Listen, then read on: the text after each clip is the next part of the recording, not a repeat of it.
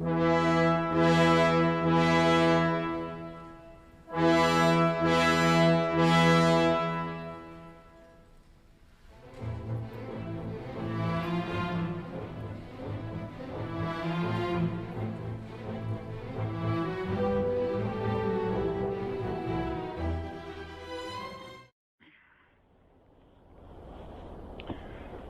right, boys and girls and children of all ages. You got Grandpa Skid with you here tonight because it's dark out here, so I need my reading glasses.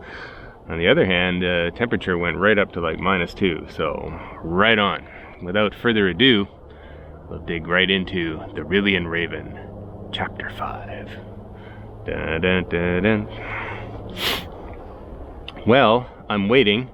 Who's going to start talking, and who's going to get turned into a toad? Marla could be quite eloquent and persuasive at the same time. "Wait, Lady Wizard, pretty wizard lady, please," stammered Eli. "What do you want to know?" "I want to know why you hired this thief." "Oh, that's simple, my great lady. We wanted him to steal that raven in your hand." Marla walked up to Eli and slapped him across the face. "I know that, you fool. Why? Why would you three, especially you, what would you want with a magical artifact?" Eli spluttered from the slap. "We don't want it, lady. It was the white-haired wizard. He wanted it. He hired us to find you." "You better start from the beginning, and you two better chime in, since this one is such an idiot." "That looks like our patron over there on the floor. Is he dead?" Clintan asked. "Oh, yes." "Well, I guess it doesn't matter much then. It all started in Cave Town. Half of our party had been killed in the caves, and we had had enough of trying our luck there, so we were looking for work."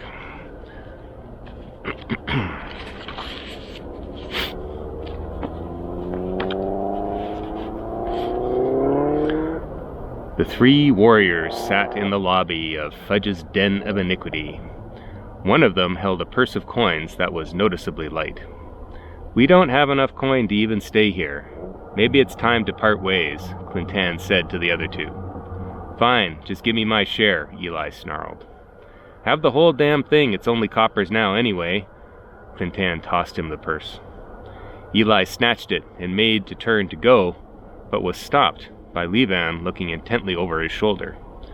Eli looked and saw a diminutive wizard walking up to them. "I couldn't help overhearing that you gentlemen are in need of some money. I represent a client who might be interested in putting you on retainer for a small service." "What kind of service?" Levan asked, his cold eyes making the wizard shiver. "He would need you to find someone, or rather, 2 someones." "How much?" Eli asked.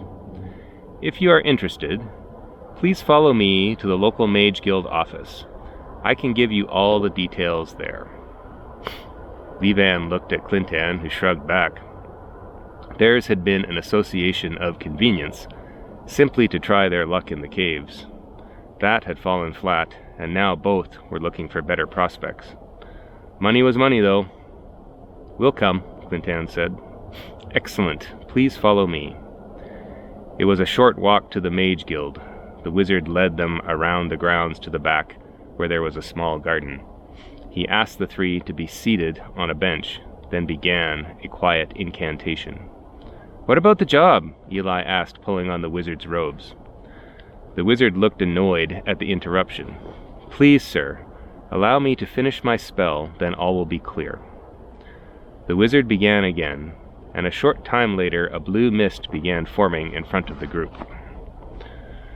The three stood up and prepared to flee, but the small wizard reassured them. "Please, be patient. This is only a spell to allow my client to speak with you.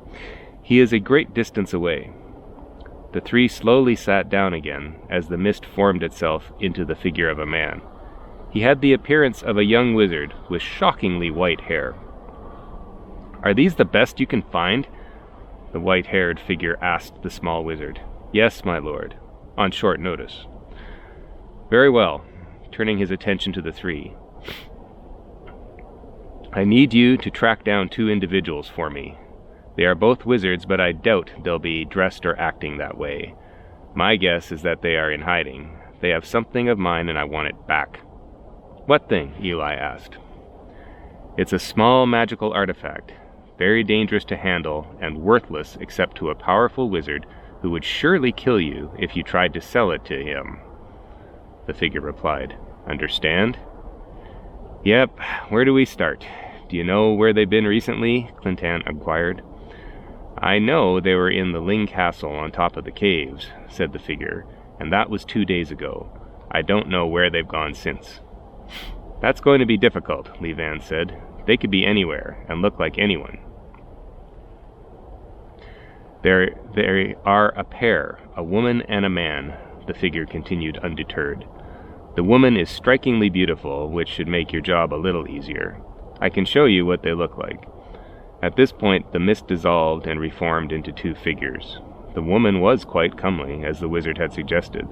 The man was handsome as well, but otherwise there was nothing out of the ordinary. After a time, the 2 dissolved, and the original white-haired figure returned. "You seem quite powerful," Clintan said. "You can't track these 2 yourself through magical means?" "I am powerful," said the figure, "but they are opaque to me. I can track the object instead. However, it is being shielded. Hence, the last location I have for them is the castle 2 days ago." "How do you know they're with the object?" Clintan asked. "They will never willingly let it out of their possession. Be assured of that," answered the wizard. "Assuming we can find these 2, what do you want done?" questioned Levan.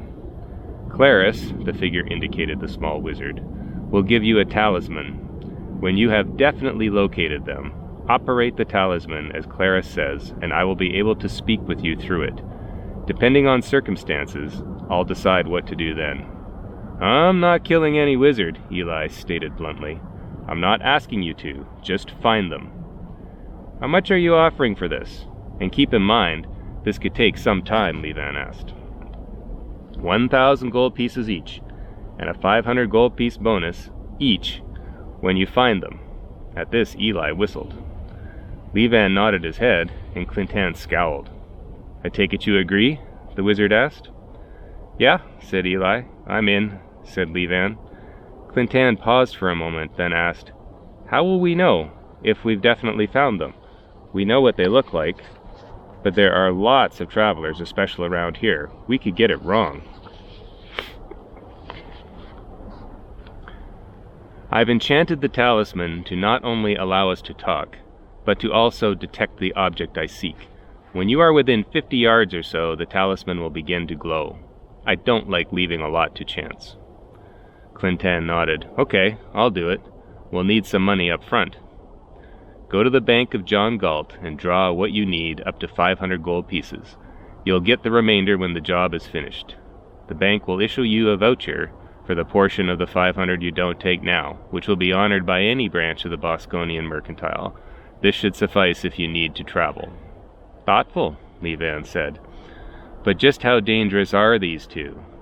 What will they do if they discover us on their trail?" "They'll kill you, probably in a horrible way. Don't get discovered. Any other questions?" When none of the 3 said anything, the figure continued, "Then please, get started. Claris will get you the talisman and escort you to the bank. I expect I'll be hearing from you soon." The misty figure dissolved, and the 3 were left with Claris. "Here is your talisman," Claris said, pulling out a small black rectangular block. "There is an indent on the side. Simply press on that with your thumb while concentrating on Soros, and he will answer shortly." "Soros?" Clintan asked. "That's the name of the wizard that hired us?" "Yes, and he's a very old and powerful wizard indeed. It would be best not to disappoint him." "We don't intend to," Levan said, "but this seems like a wizard's affair. Why doesn't he get some of you mages here to find these 2? "According to Soros, magic is useless for this task. They must be tracked the mundane way." "I guess he wants them pretty good, eh?" chuckled Eli. "He would go to hell and back to find them," Claris answered, not smiling in the least. "Come, let's go to the bank so you can get started." With that, the 3 followed him out of the garden. We picked up your trail a few days later in Cave Town, finding the inn you stayed at, and the fact you'd just left, Clintan said. We followed you to Visbane, but it was too late. You'd already boarded a ship for Lorivar. There were a lot of travelers, so tracking you wasn't particularly easy. Also, it was pretty clear that you were trying to stay as invisible as possible, added Levan. Yeah, the job was only supposed to be a little while, but we've been at it for a month, grumbled Eli. You still haven't answered where he comes in, said Marla, while pointing at me. We boarded a ship ourselves and picked up your trail in Lorivar, said Clintan. We finally caught up with you at this inn. That's when we contacted Soros using the talisman. You'd better use that thing to talk to the Whitehair, Eli said. Why don't you use it? Levan shot back. No way am I touching that thing. I'll do it, Clintan said. Who knows how long they'll stay at that inn, and I'm tired of your company. Eli bristled but remained quiet. Clintan dug the talisman out of his pockets and held it up. Pressing the indent, he thought of the white-haired wizard. Nothing happened. You're not doing it right, Eli said. Shut up, you fool, Levan hissed. Make me. Clintan blotted them out of his awareness and concentrated hard, thinking of how badly he wanted this job to be done. Suddenly a voice came out of the talisman, interrupting Levan from striking Eli. Yes? The voice of Soros asked. We found them. They're staying at an inn here in Lorivar City, Clintan said, speaking into the talisman. You can set the talisman down and talk. I can hear you fine. You're certain it's them? Clintan set the talisman down and said, When we went to the same inn, the talisman glowed as you said. It's them. Excellent. I don't think they'll be stopping in Lorivar long, so time is of the essence and we need to act quickly. I will need you to get the artifact from them. What? Steal it? Eli said. That wasn't part of the deal, Levan added. You said if they discovered us, they would kill us. No way are we going in there to get whatever. It's a small obsidian statue of a raven, about 4 inches long, weighing a few ounces, and it's completely harmless to you. You need magic to activate it, which none of you have. I'll give you 5,000 gold pieces more to obtain the raven for me if you can do so before they leave Lorivar. 5,000 gold each? Levan asked. Don't be ridiculous. 5,000 gold total. We can't spend money if we're dead, Eli said. Just a minute, Clintan paused.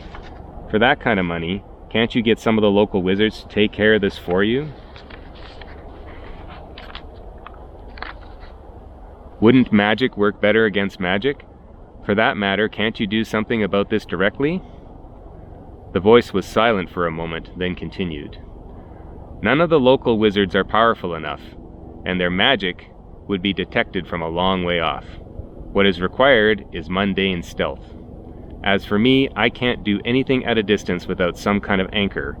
You three know exactly where they are, and I know where that is on a map, but I need something I can locate positively near them to be able to do anything. Like it or not, you are my hands, and I need you to do this before we run out of time. Okay, we'll do it, Clintan said, but we want the money up front. The other two argued in disagreement, but Clintan held up his hand and demanded silence.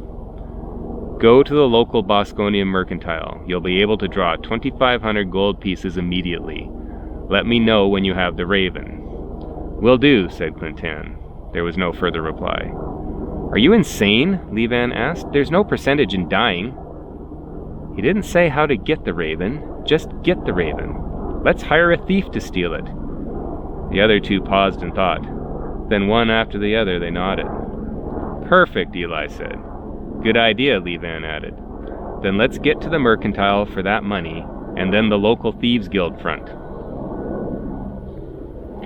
Those bastards, I thought. They only hired me for 2,000 gold. I should have asked for more. Damn. We hired the thief and waited to hear from him, Clintan continued. The next thing we knew, the talisman came alive and told us to come immediately to the inn, and Soros would meet us there.